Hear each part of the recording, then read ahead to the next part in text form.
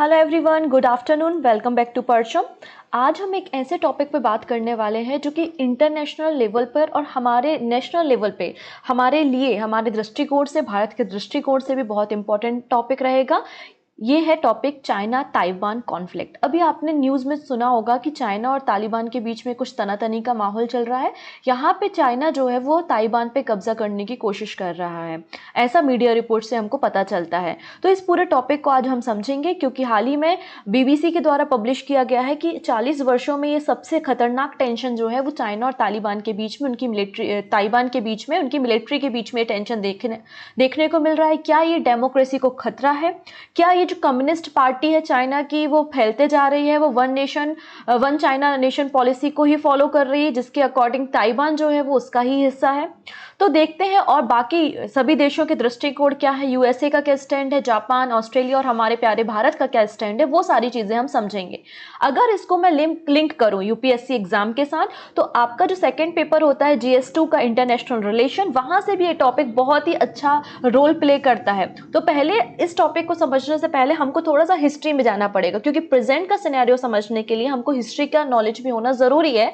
तो पहले हम जान लेते हैं कि चाइना और ताइवान के बीच में रिलेशन क्या है।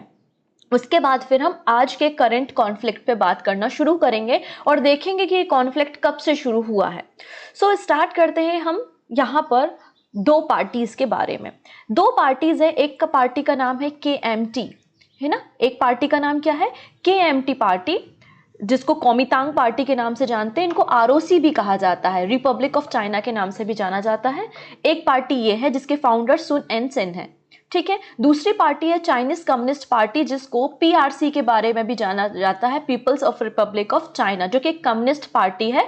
और इसके जो फाउंडर है वो माओ जे डुंग है, और इसी पार्टी के जो लीडर हैं अभी वो शी जिनपिंग है, जो चाइना के प्रेसिडेंट है, ठीक है।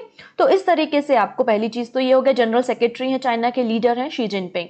तो इस तरीके से दो पार्टी हैं। एक कौन सी पार्टी हो चुकी है? एक KMT पार्टी हो गई है, जिसको आपने ROC नाम दिया है, और दूसरी पार्टी है PRC पार्टी। तो बेसिकली लड़ाई इस ROC और PRC के बीच में ही है।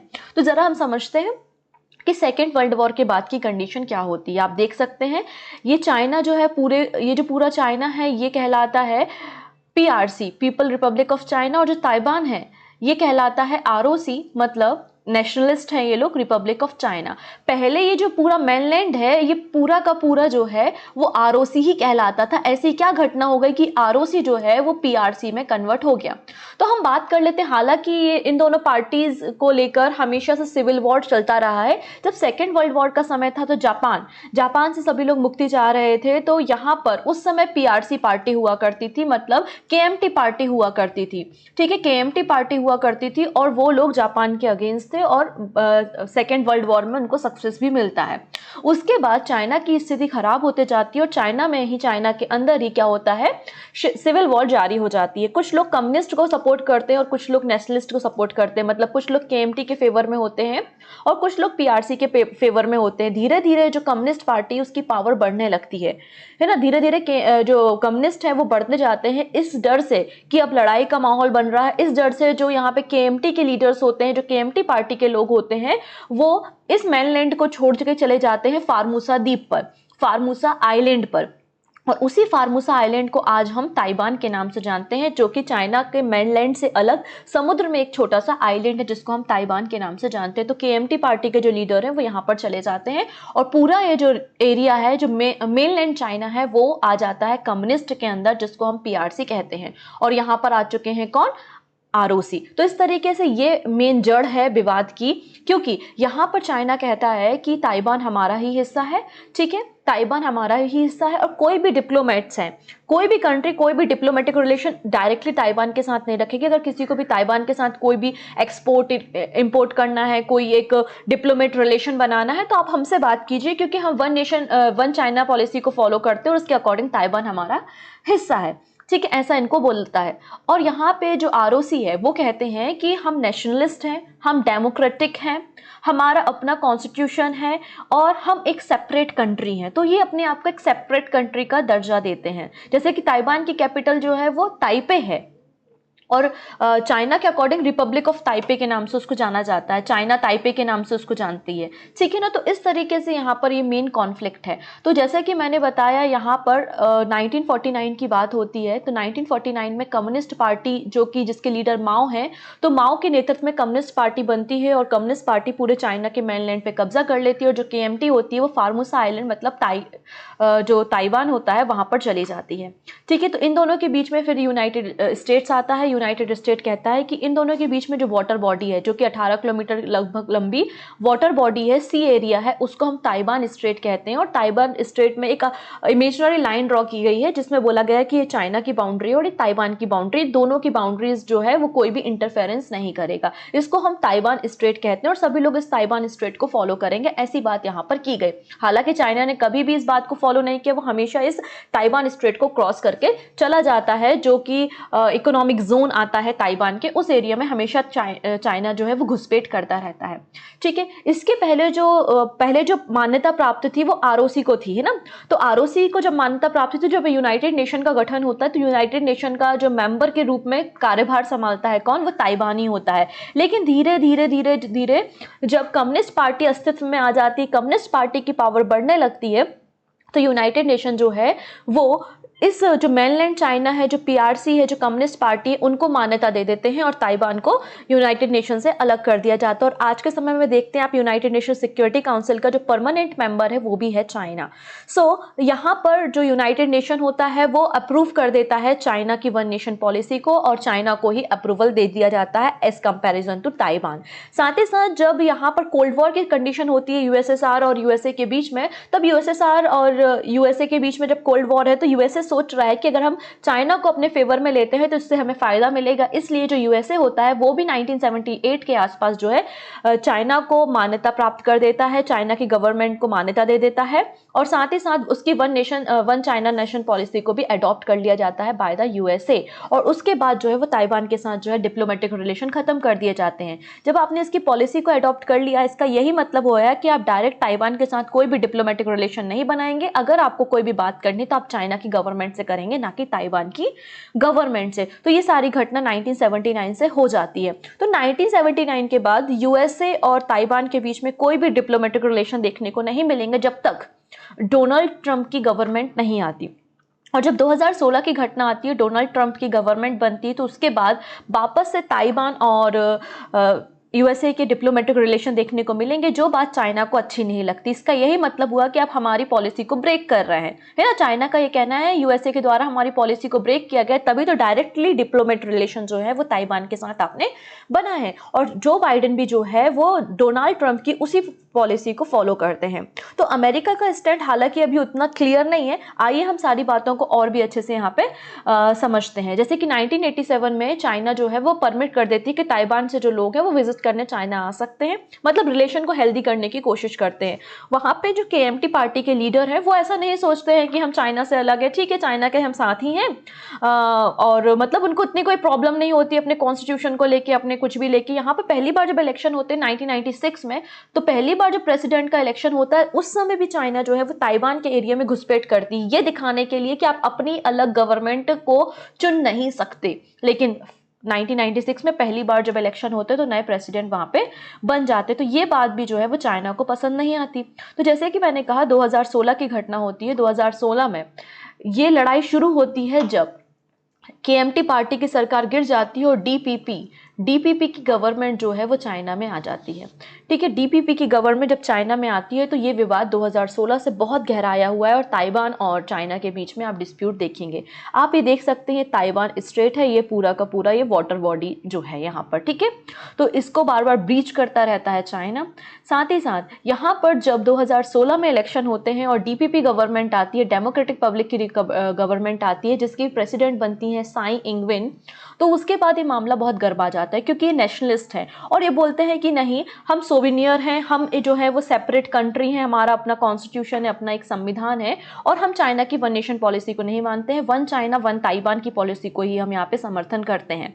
तो उसके बाद से आप लगातार यहाँ पे डिस्प्यूट देखने को मिलेंगे। साथ ही साथ डोनाल्ड ट्रंप का समर्थन भी इनको मिल जाता है, डिप्लोमेटिक रिलेशन मिलने लगते हैं। और ऐसा खुफिया एजेंसी से पता चलता है कि अभी पिछले 1 साल से लगभग 2 दर्जन जो मिलिट्री है, जो आर्मी है यूएसए की, वो ताइवान में डिप्लॉय है, जो कि ताइवान के लोगों को क्या कर रही है, ट्रेनिंग दे रही है। और अभी हाल ही में ये सारी जो कॉन्फ्लिक्ट को देखते हुए ये जो प्रेसिडेंट है साई, इनके द्वारा $8.6 मिलियन का एक्स्ट्रा मिलिट्री बजट भी जो है वो ताइवान को अलॉट किया गया है। और कई सारे फाइटर जेट्स बनाने की, होममेड व्हीकल्स कैरियर बनाने की तैयारी कर रही है। और यूएसए के द्वारा भी काफ़ी बड़ा जो यहाँ पे कॉन्ट्रैक्ट साइन किया गया है कि ये इक्विपमेंट जो है वो ताइवान को दिए जाएंगे। तो ये बात भी चाइना को कतई पसंद नहीं। तो चाइना ने क्या एक्शन लिया? चाइना ने एक एक्शन लेते हुए क्या कहा कि ये जो पाइनएप्पल है, यहाँ से कहानी शुरू होती है। जो पाइनएप्पल है, जो कि सबसे बड़ा एक्सपोर्टर जो है पूरी दुनिया में पाइनएप्पल का, वो कौन है? ताइवान है। बहुत सारी कंट्री में यहाँ के ताइवान के पाइनएप्पल जाते हैं। तो चाइना ने इस पे बैन लगा दिया। चाइना ने कहा कि इसमें कुछ ऐसे एक्स्ट्रा क्रिएचर्स हैं जो कि हमारी फार्मिंग को डिस्ट्रॉय कर रहे हैं। मतलब इसमें कुछ ना कुछ ऐसे केमिकल को इंट्रोड्यूस कराया गया है बाय द ताइवान, जो हमारी चाइना की फार्मिंग को डिस्ट्रॉय कर सकता है। तो सबसे पहले इस पे बैन लगाया इन्होंने, ठीक है। उसके बाद लगातार 1 अक्टूबर से अगर हम बात करें तो 1 अक्टूबर को जो है वो चाइना का नेशनल डे सेलिब्रेट होता है। तो अपनी पावर को शो करने के लिए कि ताइवान भी हमारा हिस्सा है, बहुत सारे एयरक्राफ्ट जो है वो ताइवान के जो ताइवान का डिफेंस एरिया है वहाँ पर डिप्लॉय किए गए, वहाँ पर इनको छोड़ा गया। तो लगातार 150 एयरक्राफ्ट जो है वो ताइवान के एयर स्पेस में देखने को मिल रहा है। ये अभी तक का सबसे बड़ा इंकर्शन है। और यहाँ के जो डिफेंस मिनिस्टर है ताइवान के, वो ये बोल रहे हैं कि चाइना की जो पॉलिसी है उसके अकॉर्डिंग 2025 तक जो चाइना है वो हम पे इन्वेड कर देगा, हमारा इन्वेजन कर देगा, हमारे एरिया पे कब्जा कर देगा। इसलिए हमें भी जरूरत है कि हम अपने डिफेंस को मजबूत करें। अगर सभी नेशन डेमोक्रेसी को सपोर्ट करना चाहते हैं, क्योंकि हमारा अपना एक नेशन है, हमारी जनता है, हमारी अपनी इकोनॉमी है, हमारी अपनी डेमोक्रेसी और अपनी एक गवर्नमेंट है, तो अगर जो भी नेशन हमको सपोर्ट करते हैं तो हमें सपोर्ट कीजिए और चाइना के बढ़ते हुए प्रभुत्व को रोकने में हमारी मदद कीजिए। क्योंकि यहाँ पर आप देखेंगे कि ताइवान ने अलर्ट जारी किया था जब ADIZ रीजन में जब है बहुत सारे चाइनीज एयरक्राफ्ट को डिप्लॉय किया गया था, जिसमें 34 J-16 फाइटर जेट भी शामिल थे और H-6 बॉम्बर भी शामिल किए गए थे। तो बेसिकली यहाँ पे एक छोटा सा कंफ्यूजन होता है लोगों को, मैं आपको क्लियर कर देती हूँ। तो एयर स्पेस अलग होता है। एयर स्पेस हर एक कंट्री का अपना स्पेस होता है जहाँ से फ्लाइट्स वगैरह गुजरती है, इंटरनेशनल फ्लाइट गुजरती है। तो कोई भी अगर फ्लाइट वहाँ से गुजरती है तो उस नेशन से परमिशन लेनी पड़ती है। अगर आप परमिशन नहीं लेते और किसी भी कंट्री के एयर स्पेस में एंटर करते तो ये वॉर की कंडीशन को बताता है। और अगर हम बात करें तो समुद्र से जो 12 नॉटिकल माइल तक का डिस्टेंस होता है, तो वो भी जो है यहाँ पर समुद्री बाउंड्री या इंटरनेशनल लॉ को फॉलो करता है। तो अभी हाल ही में ये जो ताइवान का एयर डिफेंस आइडेंटिफिकेशन जोन है, जिसको ADIZ के नाम से जाना जा रहा है, तो ये जो जोन है यहाँ पर हलचल देखने को मिली। और इसी जोन में जो है वो 150 एयरक्राफ्ट को जो है चाइना के द्वारा उड़ाया गया, छोड़ा गया और इनको देखा गया, जिसमें बॉम्बर भी शामिल थे। ये इसी बात को इंडिकेट करता है कि चाइना अपना ताइवान पे कब्जा करने की कोशिश कर रहा है, या उसे पॉलिटिकली, इकोनॉमिकली जो है वो डराने की कोशिश कर रहा है कि ताइवान जो है वो चाइना का ही हिस्सा है, वो अपने आप को अलग नेशन की तरह नहीं देख सकता। और सारे वर्ल्ड को भी वो दिखाना चाहता है कि अगर आपको ताइवान से कोई भी संबंध रखने हैं तो आपको हमारे थ्रू ही रखने पड़ेंगे। आप डायरेक्ट ताइवान के साथ कोई भी डिप्लोमेटिक रिलेशन नहीं बना सकते। साथ ही साथ चाइना का जो एयरक्राफ्ट है वो आपको बाशी चैनल के आसपास भी देखने को मिलेगा। ये ताइवान स्ट्रेट में देखने को मिल रहा था, इट्स ओके, ये बात समझ में आती है, लेकिन बाशी चैनल में भी इसका एयरक्राफ्ट देखने को मिला। और ये बाशी चैनल जो है बेसिकली ये ताइवान और फिलीपींस के बीच का जो समुद्र का एरिया है, इसको ही हम बाशी चैनल कह रहे हैं। इसका ये मतलब है वो ये भी बताना चाहता है कि साउथ चाइना सी पे हमारा ही कब्जा है। तो ये बात तो हमारे पड़ोसियों के लिए बहुत डेंजरस भी हो सकती है और सोचने वाला विषय भी है। तो जापान, फिलीपींस, ऑस्ट्रेलिया और हम इंडिया, सभी लोग यहाँ पे सामने उभर के आए हैं। जापान ने तो बोला है कि दोनों देशों को, मतलब दोनों को, ताइवान और चाइना को, दोनों को आपस में बैठकर इस मुद्दे को सुलझाना चाहिए। ऐसा स्टैंड जापान के द्वारा शो हो रहा है। अगर हम यूएसए के साथ रिलेशन देखते हैं तो यूएसए का स्टैंड थोड़ा सा यहाँ पर मतलब क्लियर नहीं हो पाता है। क्यों नहीं हो पाता है? क्योंकि जैसे कि 1978 की बात मैंने करी कि इन्होंने चाइना को जो है वन नेशन पॉलिसी को अडॉप्ट कर लिया था और एक एग्रीमेंट साइन किया था 1979 में, जिसको हम TRC कहते हैं। TRC मतलब ताइवान रिलेशनशिप एक्ट। और उसमें कहा था कि हम हमेशा मिलिट्री उनको प्रोवाइड करेंगे और उनको इंटरनेशनल जो कॉन्फ्लिक्ट्स होते हैं या फिर जो अटैक होते हैं उनसे हम बचाने का काम करेंगे। ऐसा ताइवान और यूएसए के बीच में 1979 में एक्ट साइन किया गया था, जिसको हम ताइवान रिलेशन एक्ट कहते हैं।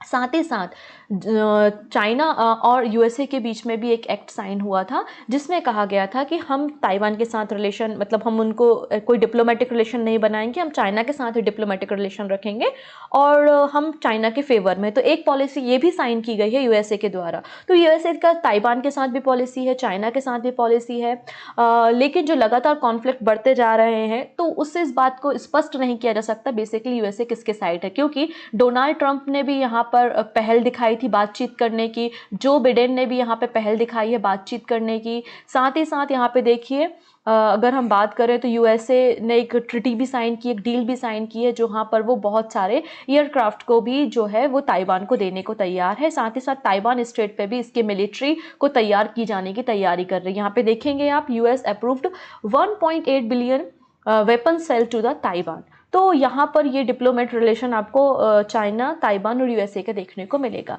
अगर हम ऑस्ट्रेलिया की बात करते हैं तो जो कोविड-19 पैंडेमिक हुआ था उसमें भी ऑस्ट्रेलिया ने बहुत बढ़ चढ़ के बोला था कि डब्ल्यूएचओ को एक प्रॉपर इन्वेस्टिगेशन करना चाहिए कि ये वायरस जो है वो चाइना से रिलीज हुआ है। तो ऑस्ट्रेलिया तब भी सामने उभर के आया था। साथ ही साथ यहाँ पे इंडो पैसिफिक जोन की बात करते हैं, यहाँ पर जो रीज़न है, यहाँ पर लगातार चाइना का प्रभुत्व बढ़ता जा रहा है, इसलिए आपका एक यहाँ पे 3 देशों का एक संगठन बना था AUKUS, मतलब ऑस्ट्रेलिया, यूके और यूएस, और इन तीनों ने मिलकर एक संगठन बनाया था और उसमें कहा गया था कि हम इंडो पैसिफिक रीजन में निगरानी रखेंगे और इसके लिए ऑस्ट्रेलिया को एक न्यूक्लियर वेपन सबमरीन दी जाएगी और जिसके कारण वो पूरे इंडो पैसिफिक रीजन में निगरानी रख सकेगा और चाइना की बढ़ती हुई पावर है उसको काउंटर कर सकेगा। तो आप ऑस्ट्रेलिया का स्टैंड देख सकते हैं। और जब अपोज किया गया था यहाँ पे, जब ये पैक्ट साइन हुआ था तो इस बात का अपोज जो है वो चाइना के द्वारा किया गया था। तो ऑस्ट्रेलिया से जो वाइन वगैरह एक्सपोर्ट होती थी उस पर भी काफ़ी ज़्यादा टैक्स ड्यूटीज जो है वो लगा दी गई थी। ज़्यादा टैक्स का ये मतलब है ना कि हम एक तरीके से बैन कर रहा है जिससे कोई लोग परचेज ही नहीं करेगा अगर आप ज़्यादा टैक्स लगाते हैं। तो ऑस्ट्रेलिया और चाइना के रिलेशन भी उतने अच्छे नहीं, तो ऑस्ट्रेलिया ने भी कहा है कि दोनों देशों को मिलकर आपस में बात करनी चाहिए और इस कॉन्फ्लिक्ट को जल्दी से जल्दी खत्म करना चाहिए। अब हमारी बात आती है हमारे प्यारे भारत के बारे में। अब इसके डिप्लोमेटिक रिलेशन हम देख लेते हैं, क्योंकि चाइना जो है वो हमारे साथ बाउंड्री भी शेयर करता है, काफ़ी लंबी बाउंड्री शेयर करता है और हमेशा चाइना के साथ हमारे जो है वो कॉन्फ्लिक्ट रहते हैं। लेकिन 1949 में भारत के द्वारा भी जो वन नेशन पॉलिसी है चाइना की उसको मान लिया गया था। बाद में हमने जब ये भी कहा था कि चाइना को भी मानना पड़ेगा वन इंडिया पॉलिसी के बारे में, है ना। तो ये बात भी यहाँ पर सामने उभर के आती है। साथ ही साथ यहाँ पे आप अरुणाचल प्रदेश में अभी फेस ऑफ की कंडीशन देख सकते हैं कि चाइना और इंडियन आर्मी के बीच में फेस ऑफ है। साथ ही साथ अरुणाचल प्रदेश के रीजन में 5 किलोमीटर तक चाइना के ट्रूप आ गए थे और एक ब्रिज को भी डिस्ट्रॉय कर दिया था। हालांकि हमारे रक्षा मंत्रालय के द्वारा कहा गया कि ये बात सही नहीं है।